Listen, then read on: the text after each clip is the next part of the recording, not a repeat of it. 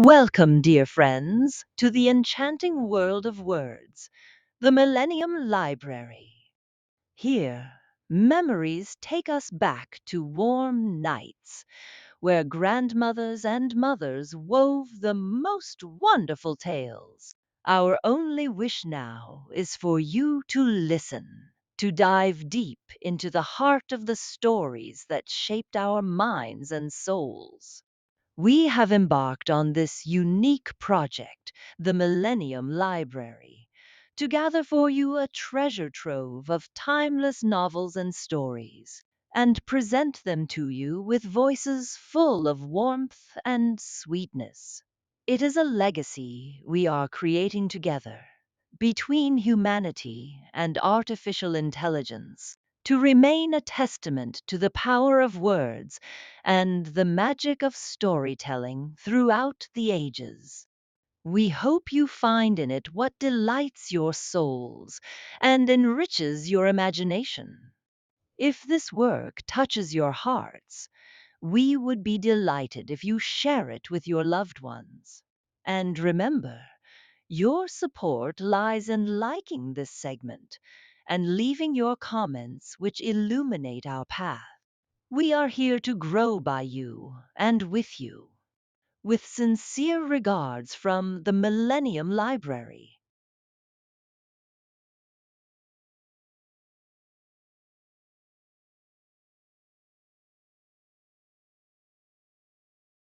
The Book of Dragons. Second, Uncle James, or The Purple Stranger. The princess and the gardener's boy were playing in the backyard. "What will you do when you grow up, princess?" asked the gardener's boy. "I should like to marry you, Tom," said the princess. "Would you mind?" "No," said the gardener's boy. "I shouldn't mind much. I'll marry you if you like, if I have time." For the gardener's boy meant, as soon as he was grown up, to be a general and a poet and a prime minister and an admiral and a civil engineer. Meanwhile, he was top of all his classes at school and tip-top of the geography class. As for the Princess Mary Ann, she was a very good little girl, and everyone loved her. She was always kind and polite, even to her Uncle James and to other people whom she did not like very much. And though she was not very clever, for a princess, she always tried to do her lessons. Even if you know perfectly well that you can't do your lessons, you may as well try. And sometimes you find that by some fortunate accident, they really are done. Then the princess had a truly good heart. She was always kind to her pets. She never slapped her hippopotamus when it broke her dolls in its playful gambols. And she never forgot to feed her rhinoceroses in their little hutch in the backyard. Her elephant was devoted to her, and sometimes Marianne made her nurse quite cross by smuggling the dear little thing up to bed with her and letting it go to sleep with its long trunk laid lovingly across her throat, and its pretty head cuddled under the royal right ear. When the princess had been good all through the week, for, like all real, live, nice children, she was sometimes naughty, but never bad. Nurse would allow her to ask her little friends to come on Wednesday morning early and spend the day, because Wednesday is the end of the week in that country. Then, in the afternoon, when all the little dukes and duchesses and marquises and countesses had finished their rice pudding and had had their hands and faces washed after it, nurse would say, "Now, my dears, what would you like to do this afternoon?" just as if she didn't know. And the answer would be always the same.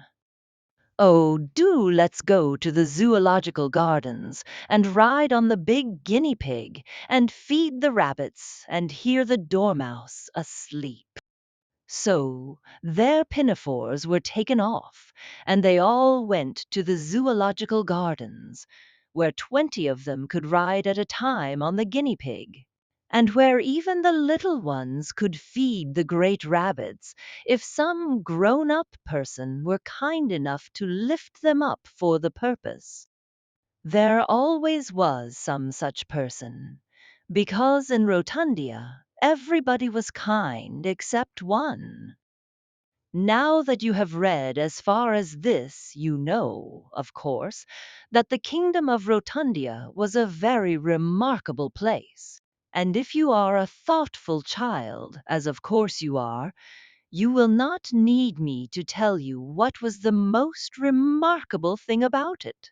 But in case you are not a thoughtful child, and it is just possible, of course, that you are not, I will tell you at once what that most remarkable thing was. All the animals were the wrong sizes, and this was how it happened. In olden times, when all our world was just loose earth and air and fire and water mixed up anyhow like a pudding, and spinning around like mad, trying to get the different things to settle into their proper places, a round piece of earth got loose and went spinning away by itself across the water, which was just beginning to try to get spread out smooth into a real sea. And as the great round piece of earth flew away, going around and around as hard as it could, it met a long piece of hard rock that had got loose from another part of the puddingy mixture.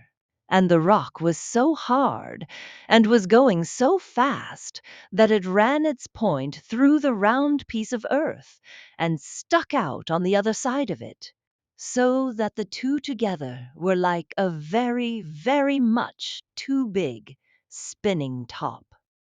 I am afraid all this is very dull, but you know geography is never quite lively. And after all, I must give you a little information, even in a fairy tale, like the powder and jam. Well, when the pointed rock smashed into the round bit of earth, the shock was so great that it set them spinning together through the air, which was just getting into its proper place, like all the rest of the things, only, as luck would have it, they forgot which way around they had been going, and began to spin around the wrong way. Presently, center of gravity, a great giant who was managing the whole business, woke up in the middle of the earth and began to grumble. "Hurry up," he said. "Come down and lie still, can't you?" So the rock with the round piece of earth fell into the sea, and the point of the rock went into a hole that just fitted it in the stony sea bottom. And there it spun around the wrong way 7 times, and then lay still. And that round piece of land became, after millions of years, the kingdom of Rotundia. This is the end of the geography lesson. And now for just a little natural history, so that we may not feel that we are quite wasting our time. Of course, the consequence of the island having spun around the wrong way was that when the animals began to grow on the island, they all grew the wrong sizes. The guinea pig, as you know, was as big as our elephants, and the elephant, dear little pet, was the size of the silly, tiny, black and tan dogs that ladies carry sometimes in their muffs. The rabbits were about the size of our rhinoceroses, and all about the wild parts of the island they had made their burrows as big as railway tunnels. The dormouse, of course, was the biggest of all the creatures. I can't tell you how big he was. Even if you think of elephants, it will not help you at all. Luckily, there was only one of him, and he was always asleep. Otherwise, I don't think the Rotundians could have borne with him. As it was, they made him a house, and it saved the expense of a brass band, because no band could possibly have been heard when the Dormouse was talking in his sleep.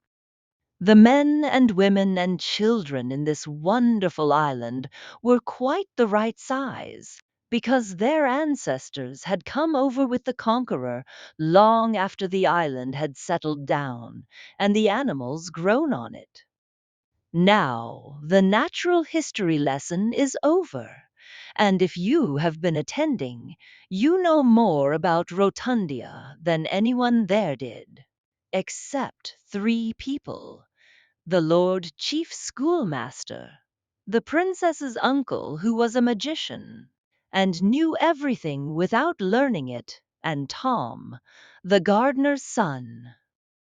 Tom had learned more at school than anyone else, because he wished to take a prize. The prize offered by the Lord Chief Schoolmaster was a history of Rotundia, beautifully bound, with the royal arms on the back. But after that day, when the princess said she meant to marry Tom, the gardener's boy thought it over, and he decided that the best prize in the world would be the princess. And this was the prize Tom meant to take. And when you are a gardener's son and have decided to marry a princess, you will find that the more you learn at school, the better. The princess always played with Tom on the days when the little dukes and marquises did not come to tea, and when he told her he was almost sure of the first prize, she clapped her hands and said, "Dear Tom, dear, good, clever Tom, you deserve all the prizes.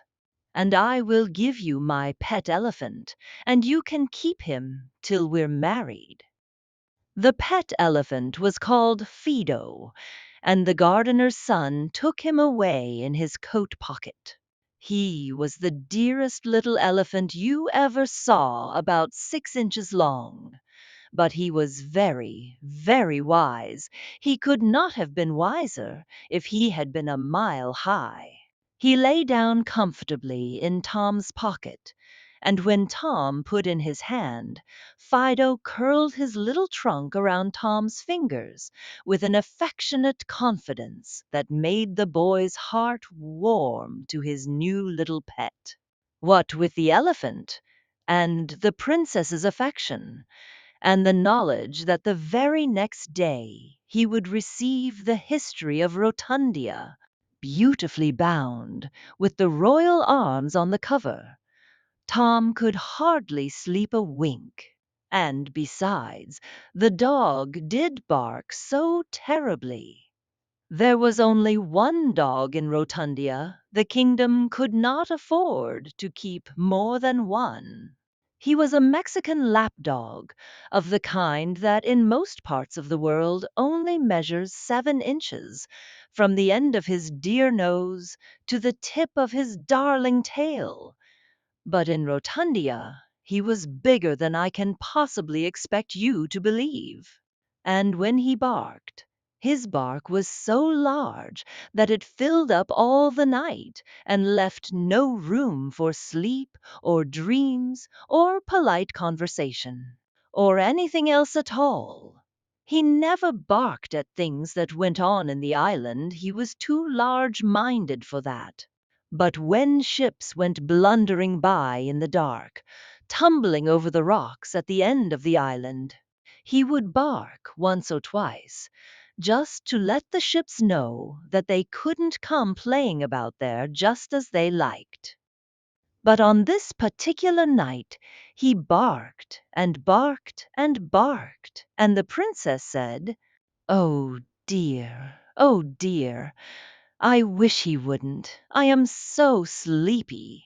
And Tom said to himself, I wonder whatever is the matter. As soon as it's light, I'll go and see."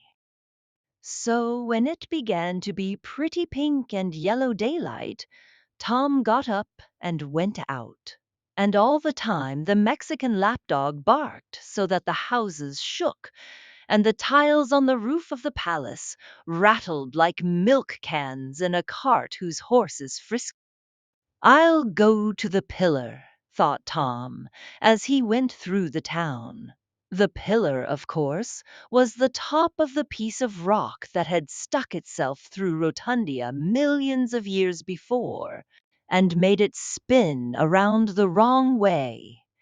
It was quite in the middle of the island, and stuck up ever so far, and when you were at the top, you could see a great deal farther than when you were not.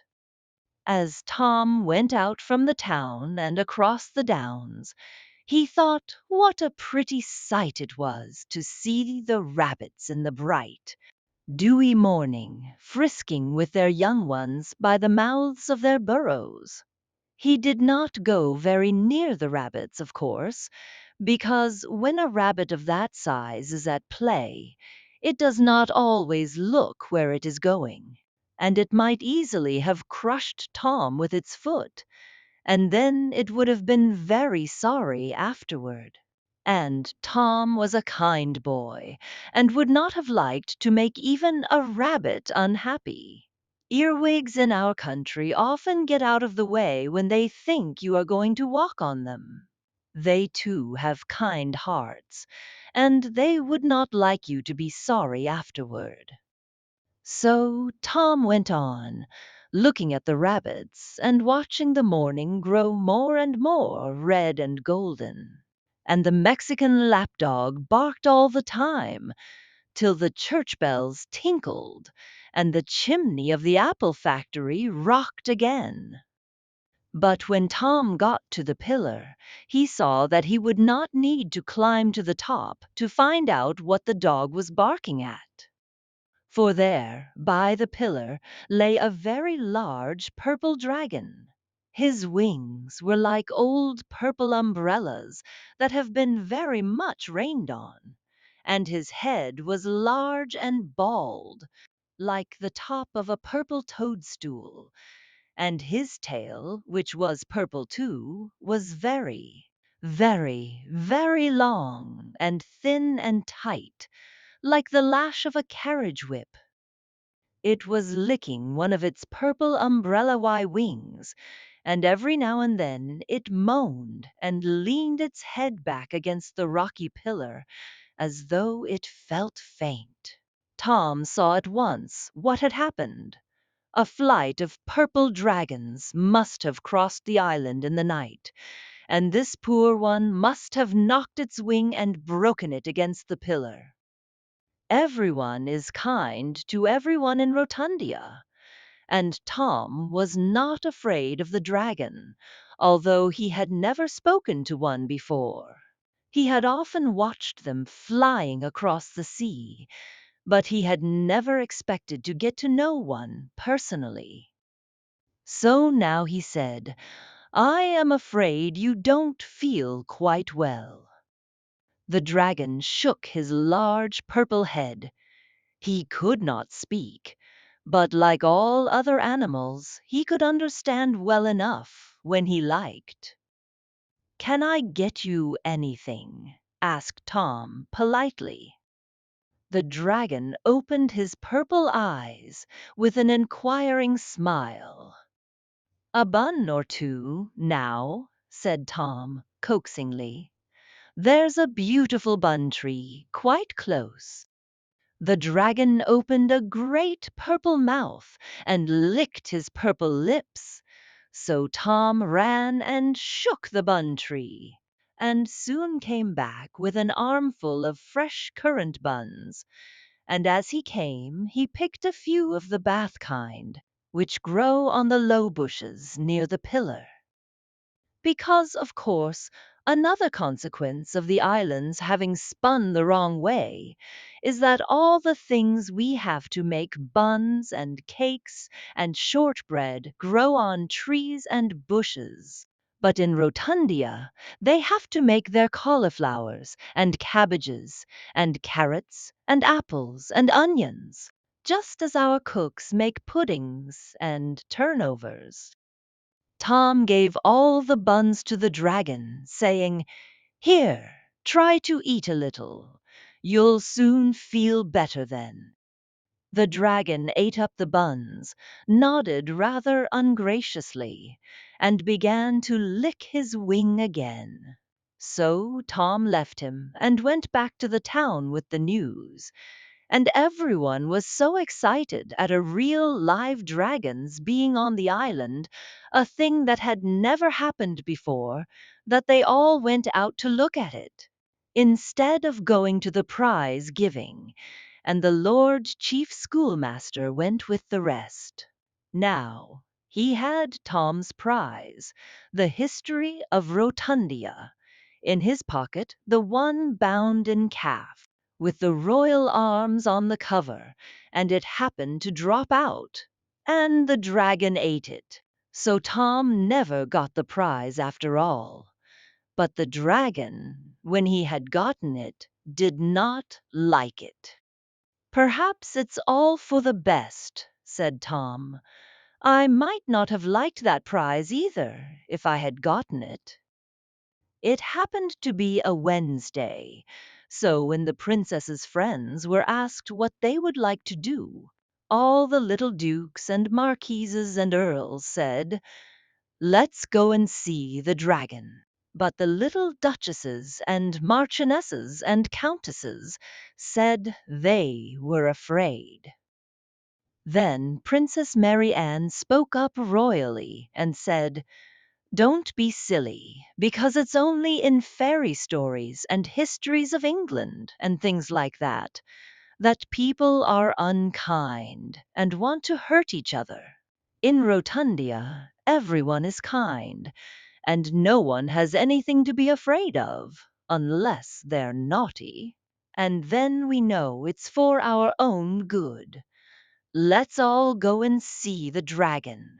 We might take him some acid drops." So they went, and all the titled children took it in turns to feed the dragon with acid drops, and he seemed pleased and flattered, and wagged as much of his purple tail as he could get at conveniently, for it was a very, very long tail indeed. But when it came to the princess's turn to give an acid drop to the dragon, he smiled a very wide smile, and wagged his tail to the very last long inch of it, as much as to say, "Oh, you nice, kind, pretty little princess." But deep down in his wicked purple heart he was saying, "Oh, you nice, fat, pretty little princess, I should like to eat you instead of these silly acid drops." But of course nobody heard him except the princess's uncle, and he was a magician, and accustomed to listening at doors. It was part of his trade. Now, you will remember that I told you there was one wicked person in Rotundia, and I cannot conceal from you any longer that this complete bad was the princess's Uncle James. Magicians are always bad, as you know from your fairy books, and some uncles are bad, as you see by the Babes in the Wood or the Norfolk Tragedy, and one James at least was bad, as you have learned from your English history. And when anyone is a magician and is also an uncle and is named James as well, you need not expect anything nice from him. He is a threefold complete bad, and he will come to no good. Uncle James had long wanted to get rid of the princess and have the kingdom to himself. He did not like many things. A nice kingdom was almost the only thing he cared for, but he had never seen his way quite clearly. Because everyone is so kind in Rotundia that wicked spells will not work there, but run off those blameless islanders like water off a duck's back. Now, however, Uncle James thought there might be a chance for him, because he knew that now there were two wicked people on the island who could stand by each other, himself and the dragon. He said nothing, but he exchanged a meaningful glance with the dragon, and everyone went home to tea. And no one had seen the meaningful glance except Tom. Tom went home and told his elephant all about it. The intelligent little creature listened carefully and then climbed from Tom's knee to the table, on which stood an ornamental calendar that the princess had given Tom for a Christmas present. With its tiny trunk, the elephant pointed out a date, the 15th of August, the princess's birthday, and looked anxiously at its master. "What is it, Fido, good little elephant, then?" said Tom, and the sagacious animal repeated its former gesture. Then Tom understood. "Oh, something is to happen on her birthday? All right, I'll be on the lookout." And he was. At first, the people of Rotundia were quite pleased with the dragon, who lived by the pillar and fed himself from the bun trees. But by and by he began to wander. He would creep into the burrows made by the great rabbits, and excursionists sporting on the downs would see his long, tight, whip-like tail wriggling down a burrow and out of sight. And before they had time to say, "There he goes," his ugly purple head would come poking out from another rabbit hole, perhaps just behind them, or laugh softly to itself just in their ears. And the dragon's laugh was not a merry one. This sort of hide and seek amused people at first, but by and by it began to get on their nerves, and if you don't know what that means, ask Mother to tell you next time you are playing blind man's buff when she has a headache. Then the dragon got into the habit of cracking his tail, as people crack whips, and this also got on people's nerves. Then, too, little things began to be missed.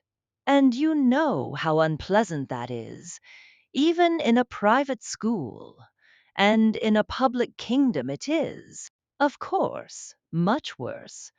The things that were missed were nothing much at first, a few little elephants, a hippopotamus or two, and some giraffes, and things like that. It was nothing much, as I say, but it made people feel uncomfortable. Then one day a favorite rabbit of the princess's, called Frederick, mysteriously disappeared. And then came a terrible morning when the Mexican lapdog was missing. He had barked ever since the dragon came to the island, and people had grown quite used to the noise. So when his barking suddenly ceased, it woke everybody up, and they all went out to see what was the matter. And the lapdog was gone. A boy was sent to wake the army so that it might look for him, but the army was gone too. And now the people began to be frightened. Then Uncle James came out onto the terrace of the palace, and he made the people a speech. He said, "Friends, fellow citizens, I cannot disguise from myself or from you that this purple dragon is a poor penniless exile, a helpless alien in our midst, and besides, he is no end of a dragon." The people thought of the dragon's tail and said, "Here, here." Uncle James went on.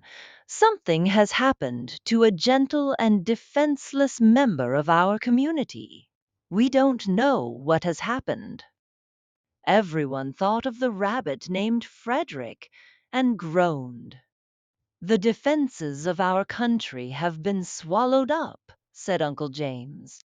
Everyone thought of the poor army. "There is only one thing to be done." Uncle James was warming to his subject. Could we ever forgive ourselves if by neglecting a simple precaution we lost more rabbits, or even, perhaps, our navy, our police, and our fire brigade? For I warn you that the purple dragon will respect nothing, however sacred. Everyone thought of themselves, and they said, "What is the simple precaution?" Then Uncle James said, "Tomorrow is the dragon's birthday. He is accustomed to have a present on his birthday. If he gets a nice present, he will be in a hurry to take it away and show it to his friends, and he will fly off and never come back." The crowd cheered wildly, and the princess from her balcony clapped her hands. "The present the dragon expects," said Uncle James cheerfully, "is rather an expensive one. But when we give, it should not be in a grudging spirit, especially to visitors. What the dragon wants is a princess. We have only one princess, it is true, but far be it from us to display a miserly temper at such a moment. And the gift is worthless that costs the giver nothing. Your readiness to give up your princess will only show how generous you are." The crowd began to cry, for they loved their princess, though they quite saw that their first duty was to be generous and give the poor dragon what it wanted. The princess began to cry, for she did not want to be anybody's birthday present, especially a purple dragon's. And Tom began to cry because he was so angry. He went straight home and told his little elephant, and the elephant cheered him up so much that presently the two grew quite absorbed in a top that the elephant was spinning with his little trunk. Early in the morning Tom went to the palace. He looked out across the downs. There were hardly any rabbits playing there. Now and then he gathered white roses and threw them at the princess's window till she woke up and looked out. "Come up and kiss me," she said. So Tom climbed up the white rosebush and kissed the princess through the window and said, "Many happy returns of the day." Then Marianne began to cry and said, "Oh, Tom, how can you, when you know quite well?" "Oh, don't," said Tom. "Why, Marianne, my precious, my princess, what do you think I should be doing while the dragon was getting his birthday present? Don't cry, my own little Marianne. Fido and I have arranged everything. You've only got to do as you are told." "Is that all?" said the princess. "Oh, that's easy. I've often done that." Then Tom told her what she was to do, and she kissed him again and again. "Oh, you dear, good, clever Tom," she said. "How glad I am that I gave you Fido. You two have saved me. You dears."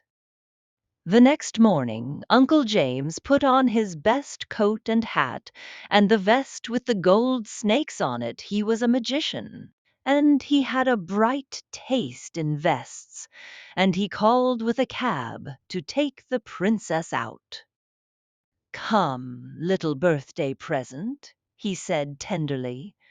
"The dragon will be so pleased. And I'm glad to see you're not crying.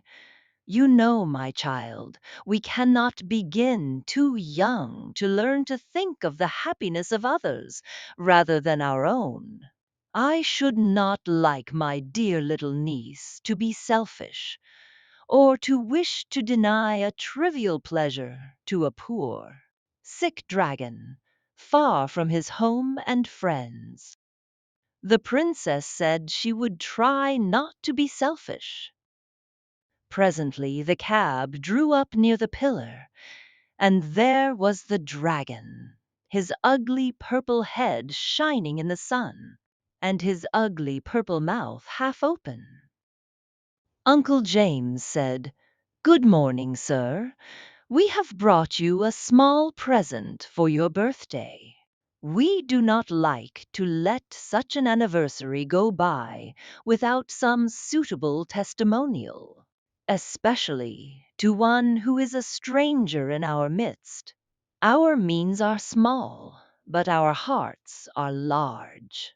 We have but one princess, but we give her freely, do we not, my child?" The princess said she supposed so, and the dragon came a little nearer. Suddenly a voice cried, "Run!" And there was Tom, and he had brought the zoological guinea pig and a pair of Belgian hares with him. "Just to see fair," said Tom. Uncle James was furious. "What do you mean, sir," he cried, "by intruding on a state function with your common rabbits and things?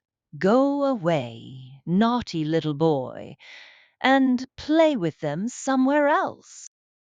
But while he was speaking, the rabbits had come up one on each side of him, their great sides towering ever so high, and now they pressed him between them so that he was buried in their thick fur and almost choked.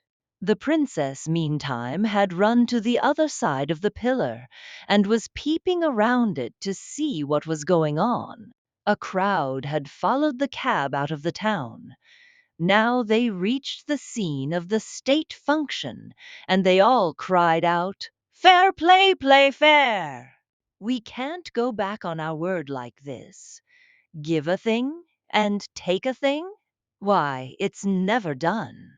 Let the poor exiled stranger dragon have his birthday present.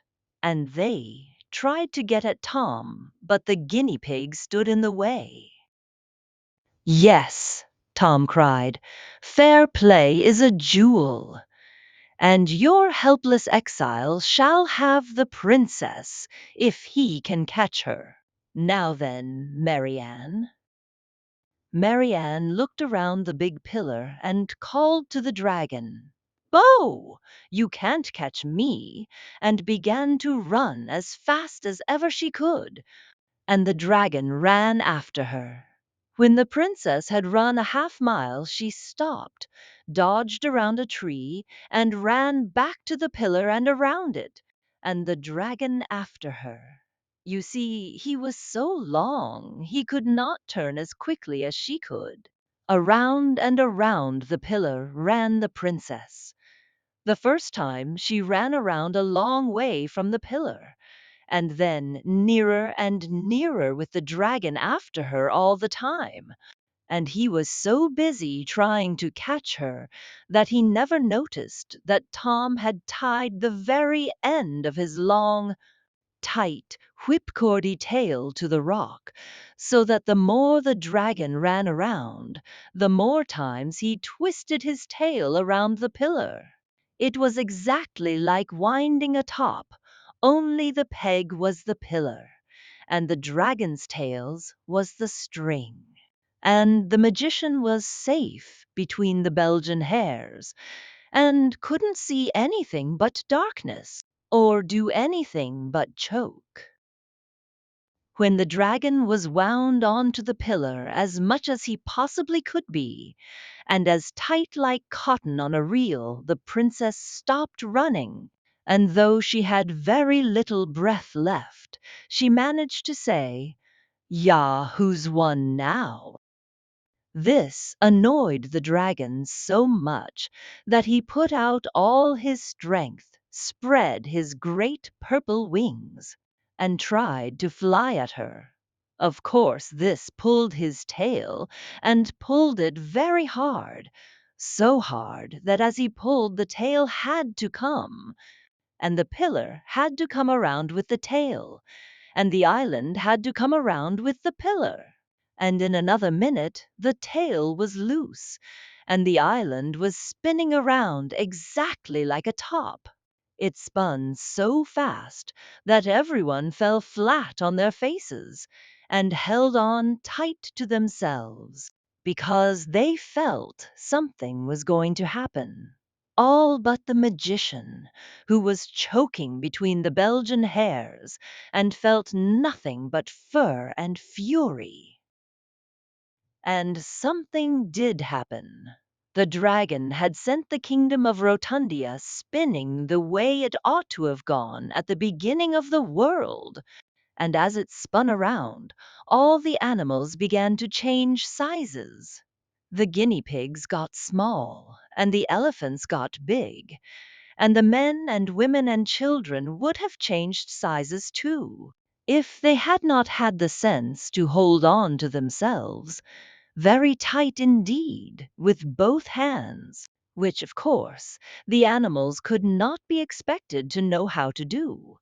And the best of it was that when the small beasts got big and the big beasts got small, the dragon got small too, and fell at the princess's feet a little, crawling purple newt with wings. "Funny little thing," said the princess when she saw it. "I will take it for a birthday present." But while all the people were still on their faces, holding on tight to themselves, Uncle James, the magician, never thought of holding tight. He only thought of how to punish Belgian hares and the sons of gardeners. So when the big beasts grew small, he grew small with the other beasts, and the little purple dragon, when he fell at the princess's feet, saw there a very small magician named Uncle James, and the dragon took him because it wanted a birthday present. So now all the animals were new sizes, and at first it seemed very strange to everyone to have great lumbering elephants and a tiny little dormouse. But they have gotten used to it now, and think no more of it than we do. All this happened several years ago, and the other day I saw in the Rotundia Times an account of the wedding of the princess with Lord Thomas Gardner. KCD and I knew she could not have married anyone but Tom, so I suppose they made him a lord on purpose for the wedding, and KCD, of course, means clever conqueror of the dragon. If you think that is wrong, it is only because you don't know how they spell in Rotundia. The paper said that among the beautiful presents of the bridegroom to the bride was an enormous elephant, on which the bridal pair made their wedding tour. This must have been Fido. You remember Tom promised to give him back to the princess when they were married. The Rotundia Times called the married couple the happy pair. It was clever of the paper to think of calling them that. It is such a pretty and novel expression, and I think it is truer than many of the things you see in papers. Because, you see, the princess and the gardener's son were so fond of each other they could not help being happy. And besides, They had an elephant of their very own to ride on. If that is not enough to make people happy, I should like to know what is. Though, of course, I know there are some people who could not be happy unless they had a whale to sail on. And perhaps not even then. But they are greedy, grasping people, the kind who would take 4 helps of pudding, as likely as not, which neither Tom nor Mary Ann ever did.